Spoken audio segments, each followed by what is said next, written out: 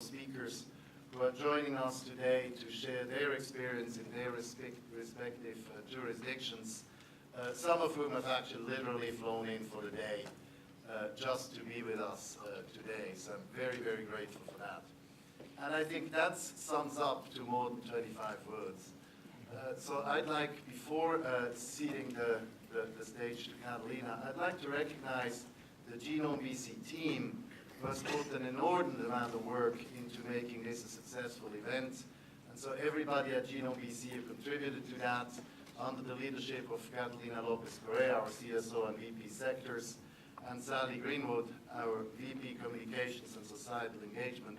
So thank you very much for the team, and they deserve a round of applause from all of us.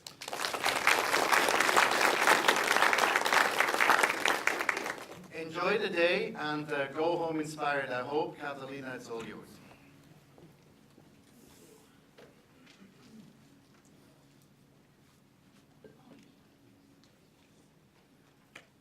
Okay, well, thank you, Pascal. And welcome, everybody. I'm sorry my voice is a little bit broken after speaking yesterday all day. So I'm going to be brief, maybe 26 words. But what I would like to do is to introduce a little bit, for those of you that don't know Genome BC, just a little bit about Genome BC, who we are. So we are a funding agency, but we really play a role, as Pascal said, as a convener or a catalyst for the life science cluster in the West Coast. We have invested more than $850 million in projects in the area of genomics. One of our main areas is health, but as you can see here, we have a large portfolio in health, but it's not only about health. We have projects in all areas: forestry, agri-food, mining, environment, fisheries, aquaculture, all areas in life sciences. What is interesting is really that we see genomics as an enabler on all these areas, and as really, in some cases, a disruptive technology, in particular for some areas like mining, where genomics is quite new. In other areas like health, well, genomics has been in use for many years, so we're now more at the implementation and really clinical use of genomics. Here is just to give you an overview of our business plans. We have been already through 4 different business plans or strategic plans.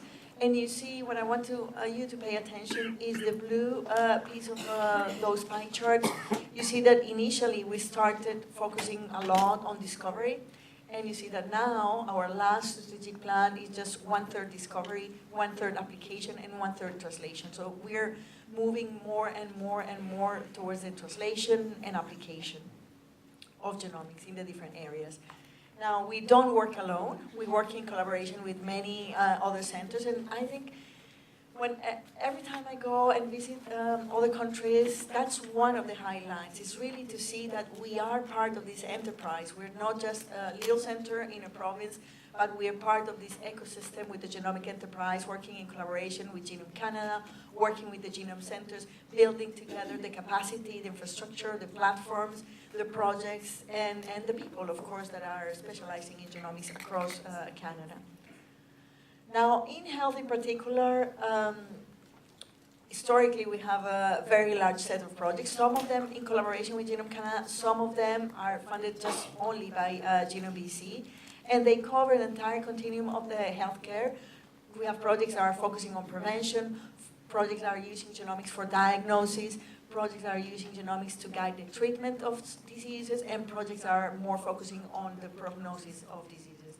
So it's really showing examples of how genomics can be applied basically all over.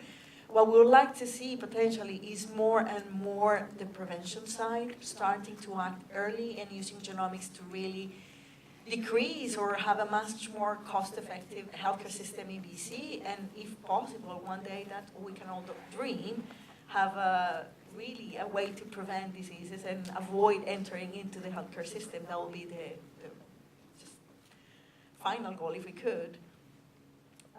Here we have our last success on what we call the LSAP, the large-scale applied projects in genomics. So this is the team of PIs that got funded. BC was extremely successful in that competition. That's a pan-Canadian competition. All the centers are competing for the federal money. All the projects from every province are preparing, all the PIs and the scientists are preparing their projects. We, as I say, were very successful. We got 6 out of 15 in total in Canada, so it's for a small province. Our target actually was to get officially, if we think about the population and the size of BC, we should get about 12% of the money. But because we're ambitious, we say, okay, we want to get 25%. But guess how much we got? 38%.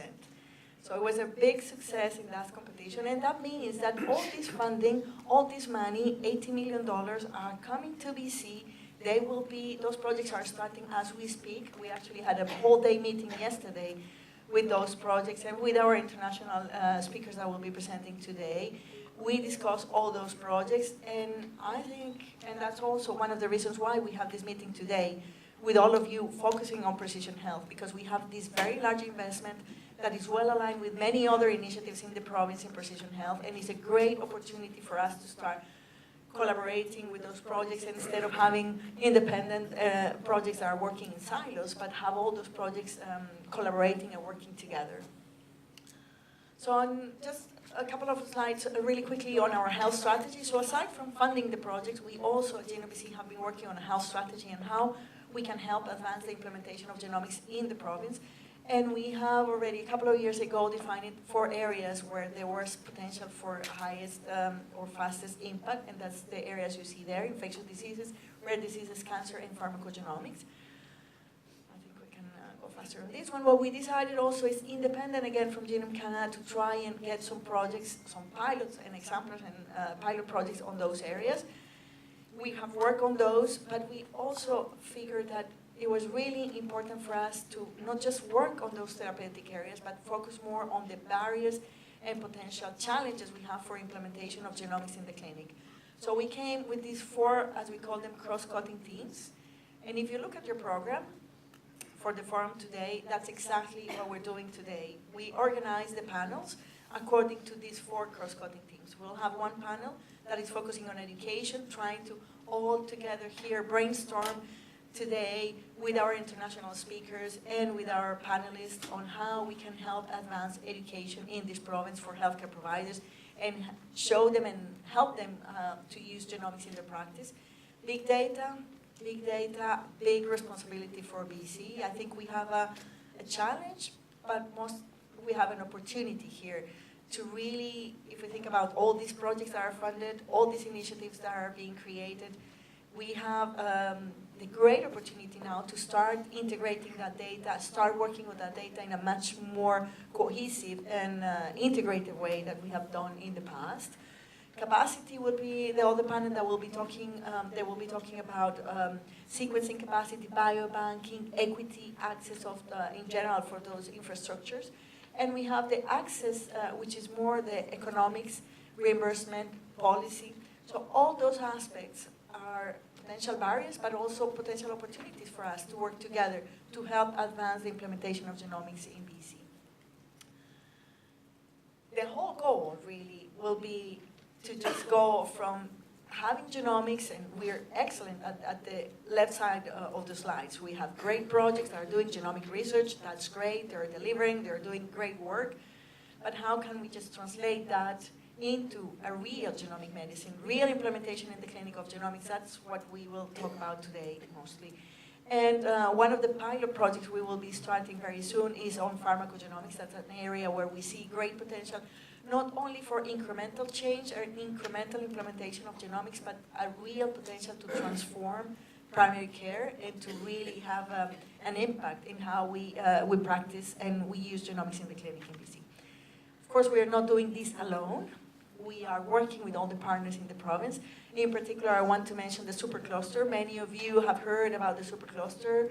The federal initiative that's funding is giving actually about $150 million for provincial superclusters. There are 5 superclusters. The one in BC is the only supercluster in all Canada that has a component in precision health. So I think we have a unique opportunity here, and not just an opportunity, a responsibility really to deliver on precision health and lead the implementation of precision health in the clinic in BC and in Canada with the supercluster, the other partners, all the investments we are doing. So I think with this, we can open a day. We'll have a great series of international speakers you will see, great panelists, great moderators, and I hope you will have many questions and be energized all day for what I hope is going to be an amazing discussion. And I'll introduce here Sally, that will comment.